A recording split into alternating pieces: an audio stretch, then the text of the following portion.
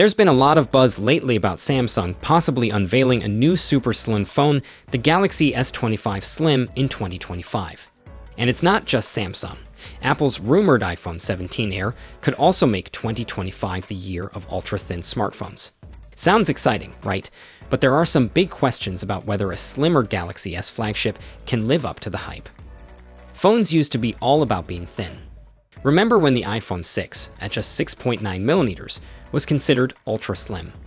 Samsung and Oppo quickly followed suit, offering their own super-thin models. But as features like bigger batteries and more powerful cameras became the norm, phones started packing on a few extra millimeters.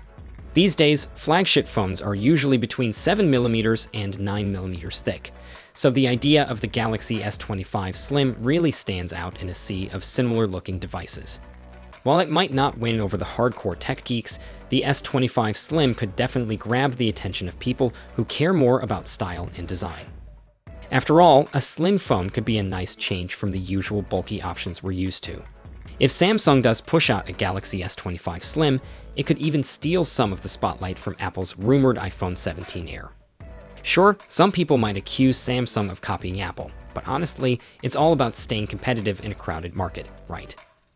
Thanks to new battery tech and efficient chips like the Snapdragon 8 Elite, making a slim phone that still performs well is totally possible. These upgrades should mean better battery life and power efficiency, even in a smaller form factor. On top of that, the rumors suggest a killer camera setup for the S25 Slim, with a 200-megapixel main sensor and a 50-megapixel telephoto lens. Pretty impressive for such a thin device. That said, there are a few concerns. If Samsung decides to stick with older battery tech, battery life could take a hit. And if the Galaxy S25 Slim is only a tiny bit thinner than the regular S25, it might not really be worth the extra buzz. There's also the chance that Samsung might not include the latest Snapdragon chip in the Slim version, which could affect its overall performance. If Samsung rushes to get the S25 Slim out the door to compete with Apple, it could end up with a product that doesn't quite hit the mark. If the phone doesn't live up to expectations, it might hurt Samsung's reputation. Maybe a limited release could help minimize the risks and let them get some feedback before a full launch.